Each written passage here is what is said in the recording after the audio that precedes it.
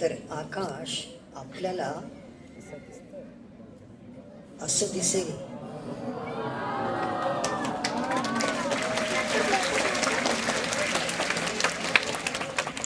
धन्यवाद. जिथे कितीतरी तारे दिसतील, ठळक तर दिसतीलच, पण त्याचबरोबर मंद तारे, पडते तारे, उल्का, तारांची गुच्छ, आणि दिसेल आपली आकाशगंगा दीर्घिका, मिल्की वे गॅलेक्सी. या तारांमध्ये आपल्या पूर्वजांनी काही आकार पाहिले, ज्यांना आपण म्हणतो तारकासमूह. तर इथे आपण पाहतोय वृश्चिक तारकासमूह, स्कॉर्पियस कॉन्स्टिलेशन.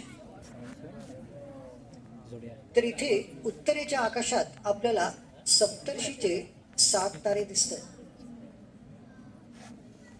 या 7 ताऱ्यांना भारतातल्या प्राचीन ऋषींची नावं दिली आहेत, जी आहे क्रतू, पुलह, पुलस्त्य, अत्रि, अंगिरस, वशिष्ठ आणि मारीच.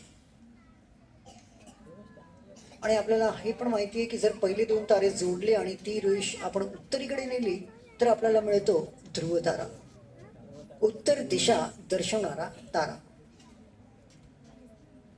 आधी सुमारे 50 तारकासमूहांची निर्मिती करण्यात आलेली आणि त्यांच्या भोवती काही दंतकथा रचण्यात आल्या, त्यांना लक्षात ठेवण्यासाठी. त्यानंतर जसा अभ्यास वाढला, लोकांनी अजून तारकासमूह बनवल्या आणि आज अख्खं आकाश 88 तारकासमूहामध्ये विभाजलं गेलं. 88 कॉन्स्टलेशन्स मध्ये आकाशाचं विभाजन करण्यात आलं आणि सोयीसाठी ते सरळ रेषेने केलं.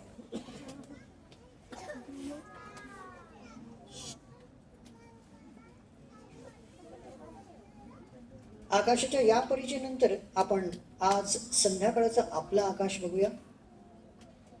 संध्याकाळी 8 वाजता आपल्या आकाशात हे तारे असतील. आणि आता आपण थोडीशी वेगळी माहिती घेणार आहोत. सध्या बरीच लोक आम्हाला अंतराळात पाठवलेली जेम्स वेब दुर्बिणीबद्दल विचारतात.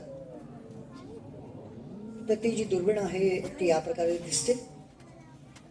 तिने घेतलेलं पहिलं चित्र बघूया, जे तारांचं जन्मस्थान आहे. आणि या आधी कधीच न दिसणारे तारे या दुर्बिणीच्या सहाय्याने आपण आज बघू शकतोय, त्यांचा अभ्यास करू शकतो. तर ताऱ्यांची निर्मिती कशी होते, त्यांच्या अवतीभोवती ग्रहांची निर्मिती कशी होते, ते आज आपण या दुर्बिणीद्वारे चांगल्या प्रकारे अभ्यास करू शकतो. तर आपले ग्रह जे आहेत त्यांचा अभ्यास पण, खास करून जी वायुरूपी ग्रह आहेत त्यांचा अभ्यास आज या दुर्बिणीद्वारे होतोय. आणि जेव्हा सूर्यासारखा तारा आपलं इंधन संपवतो, त्यामध्ये स्फोट होत नाही. फक्त बाहेरचे जे वातावरण आहे ते हळूहळू सुटत जातं अंतराळात आणि गाभा जो आहे तो आकुंचन पावतो आणि तो बनतो श्वेत बटू तारा किंवा व्हाईट ड्वॉर्फ स्टार. अशा ताऱ्यांचा अभ्यास पण आज चांगल्या प्रकारे शक्य झाला आहे, कारण दुर्बिणी चांगली आहे. आता जर आपण तुलना केली तर पुढच्या स्लाइडमध्ये आपण पाहतोय हबल दुर्बिणीबरोबर जेम्स वेब दुर्बिणीची तुलना करण्यात आली आहे. आणि स्वाभाविक रूपे हबलच्या मानाने जेम्स वेब भरपूर मोठी दुर्बीण आहे आणि म्हणूनच ती जास्त लांबपर्यंत अंतराळात बघू शकते.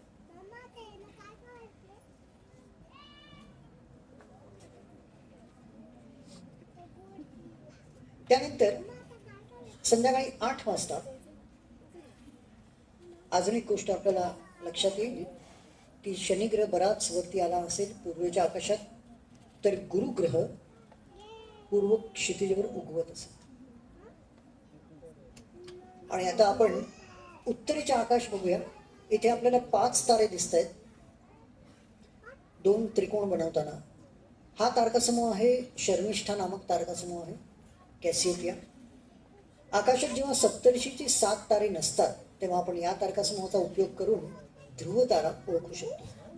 आपल्याला एवढंच करायचं आहे, दक्षिणेकडचा तारा पहिला घेतला तर तिथून 4थ्या ताराला जोडायचं एका सरळ रेषेने आणि एक दुसरी रेष 90 अंशचा कोन कापून आपण उत्तरेकडे नेली तर आपल्याला मिळतो ध्रुव तारा.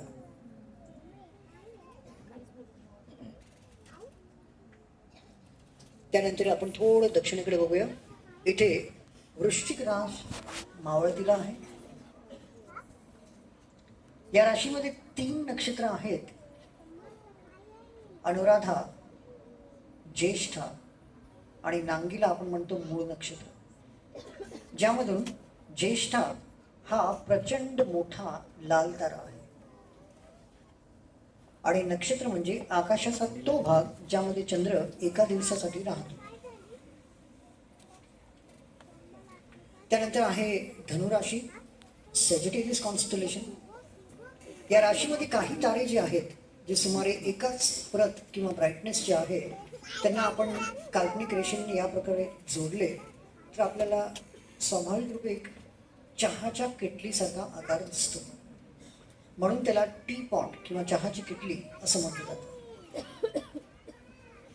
आणि या दोन्ही राशींच्या मध्ये आहे आपल्या आकाशगंगा दीर्घिकेचं केंद्र, जिथे एक मोठा कृष्ण विवर किंवा ब्लॅक होल आहे असं कळालं.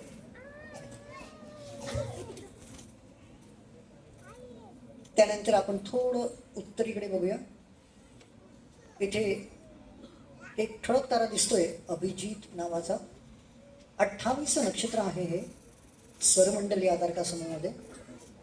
आणि समजा आपल्याकडे एक दुर्बीण आहे आणि त्या दुर्बिणीतून आपण इथे बघितलं तर एक तारा दिसतो ज्याने आपलं बाहेरचं वातावरण सोडून दिलंय आणि त्याला म्हटलं जातं रिंग नेब्युला, ग्रहीय तेजोमय. कारण दुर्बिणीतून पाहिल्यावरती तिथे अंगठीसारखा आकार दिसून येतो, म्हणून रिंग नेब्युला. त्यानंतर आपण थोडं पूर्वीला बघूया.